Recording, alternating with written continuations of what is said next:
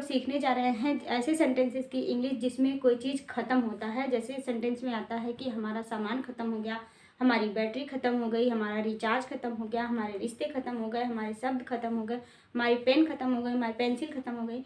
तो ऐसे जब सेंटेंस आते हैं कि हमारा ये चीज़ ख़त्म हो गया है, तो उस जगह पर हम कौन सा वर्ड यूज़ करें। हर जगह पर एक ही वर्ड नहीं यूज़ किया जा सकता है।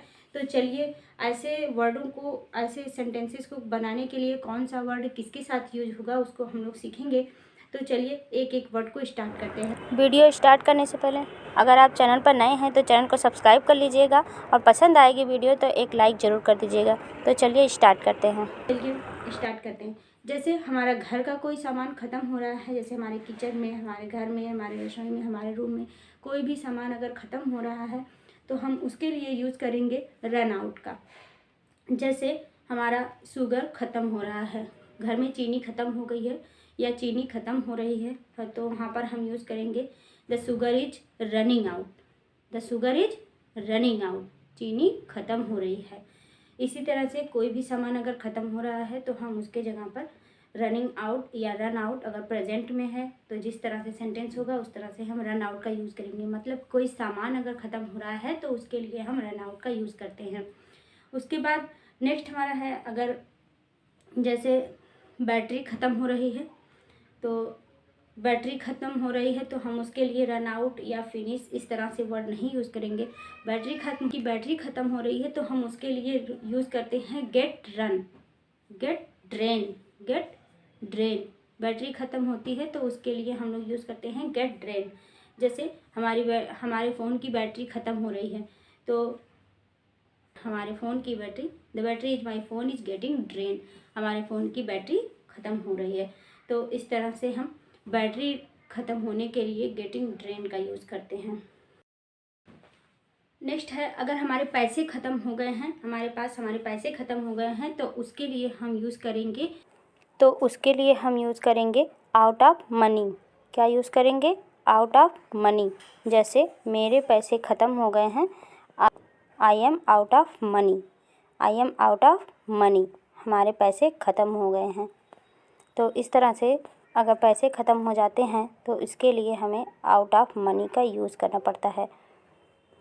नेक्स्ट वर्ड है, अगर कोई इंसान ख़त्म हो रहा है, जैसे इंसान की मृत्यु हो जा रही है, देहांत हो जा रहा है, तो उसके लिए हम यूज़ करेंगे pass away.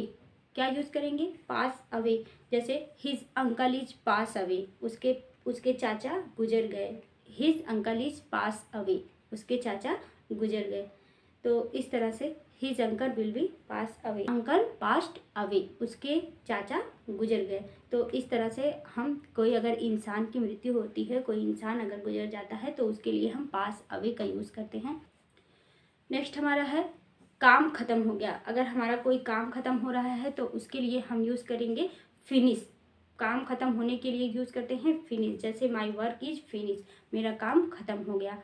I am finishing my homework, मैं अपना घर का काम पूरा कर रहा हूँ। तो जब कोई काम पूरा करना होता है तो वहाँ पर हम फिनिश का यूज़ करते हैं। जैसे I am finished my work, मैंने अपना काम पूरा कर लिया है। I am finishing my work, मैं अपना काम पूरा कर रहा हूँ। I will be finished my work, I will be finished my work, मैं अपना काम पूरा कर लूँगा।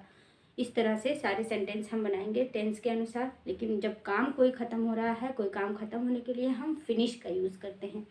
तो नेक्स्ट हमारा है, अगर हमारा कोई रिश्ता ख़त्म हो रहा है, चाहे वो दोस्त का रिश्ता हो, चाहे वो पति पत्नी का रिश्ता हो, हस्बैंड गर्लफ्रेंड और बॉयफ्रेंड का रिश्ता हो, कोई भी रिश्ता हो, अगर वो रिश्ता ख़त्म हो रहा है, माँ बेटे का रिश्ता हो, अगर रिश्ता ख़त्म हो रहा है तो वहाँ पर हम यूज़ करते हैं ब्रेकअप। ब्रेकअप वर्ड का हम रिश्ता ख़त्म होने के लिए ब्रेकअप वर्ड का यूज़ करते हैं। तो जैसे आई विल ब्रेकअप यू, मैं तुमसे रिश्ता ख़त्म कर दूँगा। आई विल ब्रेकअप यू, मैं तुमसे रिश्ता ख़त्म कर दूँगा। तो इस तरह से अगर रिश्ता कोई ख़त्म हो रहा है तो वहाँ पर हम यूज़ करेंगे ब्रेकअप। ब्रेकअप वर्ड का यूज़ करते हैं। नेक्स्ट है, अगर हमारा टाइम ख़त्म होता है तो टाइम ख़त्म होने के लिए हम यूज़ करते हैं टाइम अप। जैसे टाइम इज अप, समय ख़त्म हो गया है।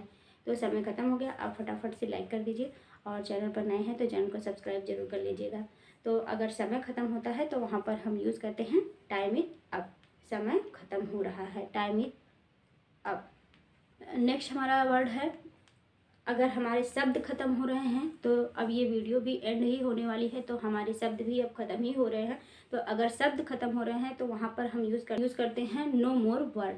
नो मोर वर्ड, वहाँ पर हम यूज़ करेंगे नो मोर वर्ड। अगर हमारे शब्द ख़त्म हो रहे हैं, जैसे हम बोलते बोलते स्पीच दे रहे हैं या कहीं पे कुछ बोल रहे हैं, तो वहाँ पर हमारे शब्द अब ख़त्म हो रहे हैं और कुछ नहीं बोल पा रहे हैं, तो वहाँ पर हम यूज़ करेंगे नो मोर वर्ड का।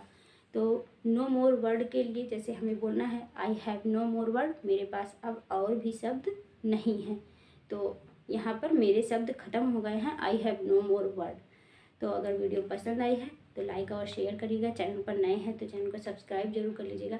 मिलेंगे इसी तरह से नॉलेजेबल वीडियो के साथ नेक्स्ट वीडियो में। Thank you, thanks for watching the video.